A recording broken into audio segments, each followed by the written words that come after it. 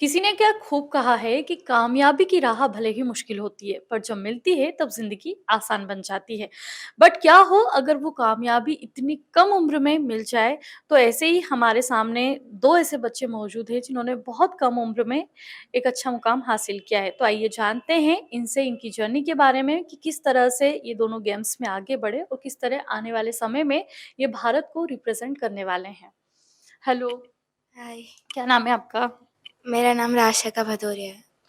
तो कब आपको लगा कि आपको शूटिंग की फ़ील्ड में जाना है या कहाँ से आपको पहला मोटिवेशन मिला कि आपको गेम्स में आगे बढ़ना है?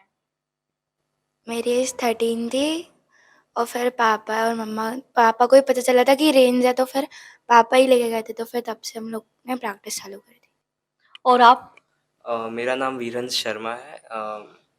मेरी शूटिंग रेंज है मेरे पापा की। सो मैं 2018 से शूटिंग कर रहा हूँ, देन प्रोफेशनली 2019 से कर रहा हूँ और मैं नेशनल क्वालिफाइड हूँ। मतलब आपके रोल मॉडल आपके पापा हाँ, हैं, उनसे आपको ये टैलेंट मिला हाँ, है। कह सकते तो क्या तैयारी है आपकी नेशनल को लेकर? हैं। मैं पढ़ाई के साथ-साथ नेशनल के लिए प्रिपरेशन कर रहा हूँ। मैं 10th में हूँ तो प्री बोर्ड्स आ रही हैं, उनके लिए हुँ। पढ़ाई भी कर रहा हूँ और नेशनल्स के लिए प्रिपरेशन के लिए 2 आवर्स अप्रॉक्सिमेटली निकाल रहा हूँ प्रैक्टिस के। और आप कैसे स्कूल और पढ़ाई के साथ-साथ अपने शूटिंग वाले पैशन को फ़ॉलो करती हैं? मैं भी 10th में हूँ, तो मुझे भी दोनों को मैनेज करना पड़ता है, बट अभी इस साल थोड़ा शूटिंग पे कम फ़ोकस हो रहा है क्योंकि 10th हमारी और प्री वो जाने वाले हैं। तो पहले सुबह स्कूल रहता है, उसके बाद रेंज और फिर उसके बाद ट्यूशन रहता है। तो तो अभी फिर जो रिसेंटली आपने अचीव किया है, तो थोड़ा-सा उसके बारे में बताइए? वो मैंने तो बस स्कूल से ट्रिप पे गए थे, उसके बाद 6 दिन की प्रैक्टिस में जो भी जितना स्कोर बढ़ा उसकी वज़ह से। तो अभी तक आप कितने गोल्ड ला चुके हैं? 2 ही है मेरे गोल्ड अभी तक तो, बाकी ब्रोंज़ है और 2 सिल्वर भी है। और आपने अभी तक नेशनल के लिए जैसा कि आप प्रिपेयर कर रहे हैं, तो क्या अभी तक आपने स्टेट के लिए किया है? स्टेट के मेरे पास मेडल्स तो बहुत सारे हैं, याद नहीं, बट ऐसे प्री नेशनल्स में भी मेरी रैंक 1 है, हुँ। 25 मीटर स्टैंडर्ड पिस्टल में। और मैंने एसजीएफआई नेशनल्स भी खेले हुए हैं और अभी बस नॉर्मल मेडल्स हैं मेरे पास। तो क्या आप सोचते हैं कि आपको फ्यूचर में देश को ओलंपिक के लिए रिप्रेज़ेंट करना है? हाँ, मेन मोटिव तो यही है शूटिंग करने का कि मुझे ओलंपिक और एशियन गेम्स में मेडल लाना है और बाकी देश के लिए अपना देश का नाम रोशन करना है। तो क्या कुछ चुनौतियाँ आती है जब आप जैसे छोटे-छोटे बच्चे अपार्ट फ्रॉम स्टडी इन सब चीज़ों में अपना करियर बनाना चाहते हैं?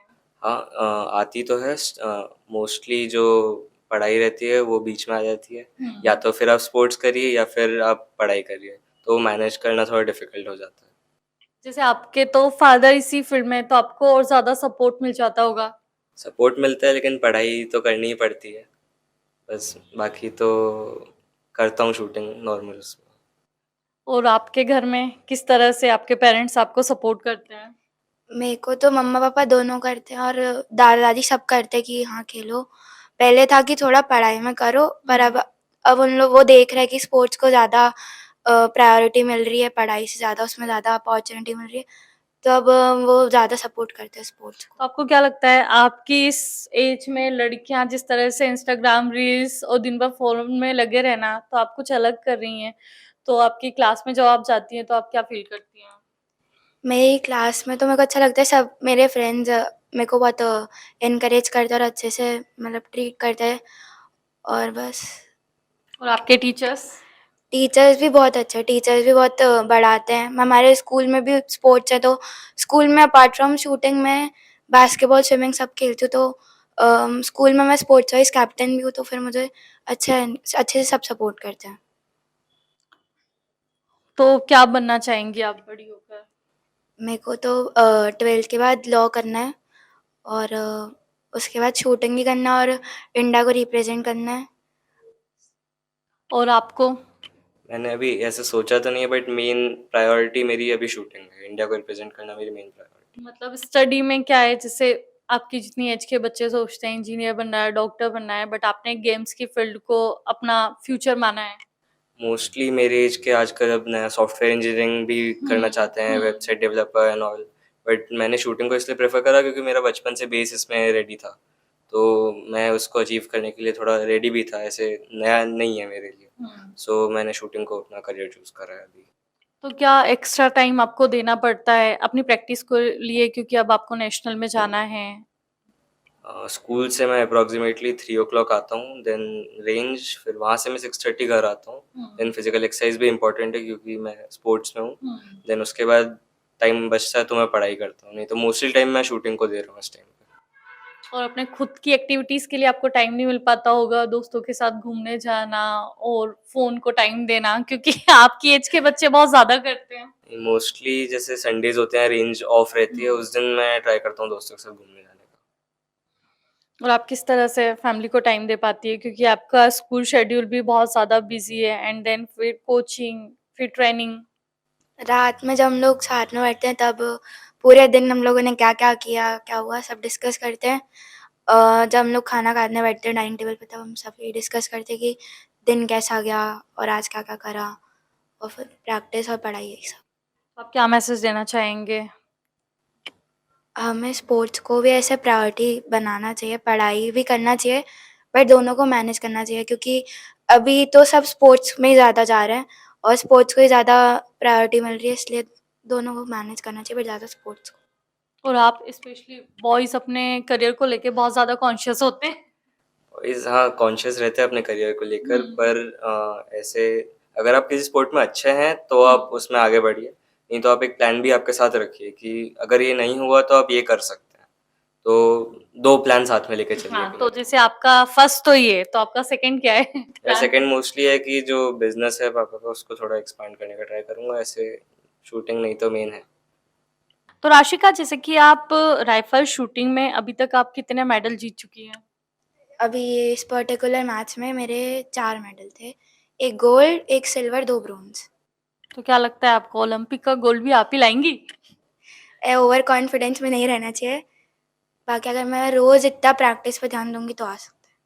और आपका पिस्टल शूटिंग है ना, तो उसमें अभी तक आपको कुल अभी तक के कितने मेडल आप अभी जीते तक हैं? के तो अप्रॉक्सिमेटली 45 मेडल्स हैं मेरे पास। हुँ। रीसेंट मैच में भी 1 इंडिविजुअल गोल्ड और 1 इंडिविजुअल ब्रोंज़ मेडल है मेरे पास। और अभी लास्ट कौन-सा किया था आपने? लास्ट मेरा ये मैच था, एचएम 4th एचएमजी मैच, जिसमें हुँ। मेरे 1 गोल्ड और 1 ब्रोंज़ है।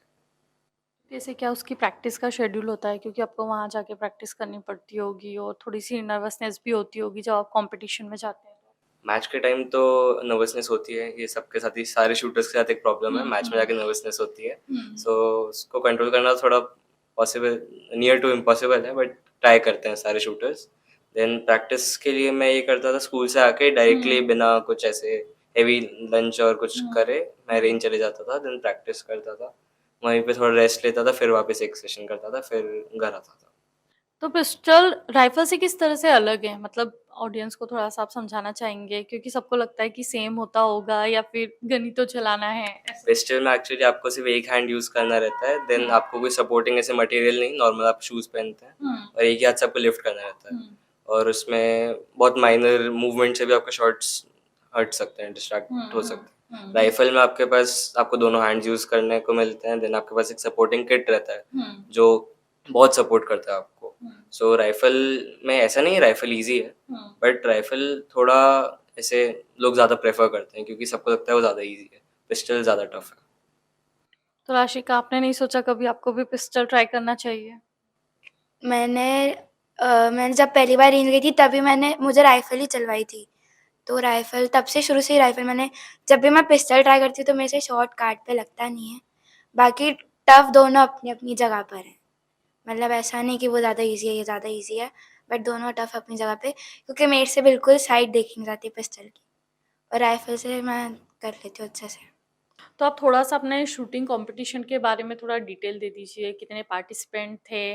कौन-सा कॉम्पिटिशन था? ये 4th एचएमजी शूटिंग चैंपियनशिप थी जो हुँ, डीपीएस राउ में हुँ, हुई होस्ट हुई थी। ये हुँ, 30 अक्टूबर से अभी 6 नवंबर तक हुँ, चली। हुँ, इसमें अप्रॉक्सिमेटली 350 पार्टिसिपेंट्स थे हुँ, और 15 क्लब्स थे इंदौर के, हुँ, जिसमें वीर राइफल शूटिंग क्लब के 22 ओवरऑल मेडल्स थे। हुँ। एंड हमारे कोच मिस्टर सतीश शर्मा जी हैं जिन्होंने सारे शूटर्स को ट्रेन किया।